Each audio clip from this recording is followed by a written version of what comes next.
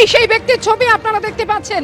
বিশ্বাস কুমার রমেশ বিমানে থাকা 242 জনের মধ্যে একমাত্র যাত্রী যার প্রাণ রক্ষা হয়েছে বিশ্বাস কুমার রমেশ। তিনি অবিশ্বাস্যভাবে বেঁচে গিয়েছেন।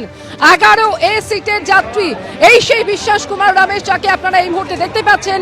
ভেঙে পড়া বিমানের একমাত্র জীবিত যাত্রী তিনি। আহত হলেও প্রাণে বেঁচে গিয়েছেন এই বিশ্বাস কুমার রমেশ। যে বিমানে থাকা 242 জন যাত্রী, যাদের প্রত্যেকের মৃত্যু হয়েছে বলে মনে করা হচ্ছিল, তবে তাদের মধ্যে এই সেই একমাত্র যাত্রী বোয়িং 787 এর একমাত্র যাত্রী হচ্ছেন এই বিশ্বাস কুমার রমেশ, যার প্রাণ রক্ষা হয়েছে। অর্থাৎ 241 জন বিমান যাত্রীর মৃত্যুর খবর রয়েছে।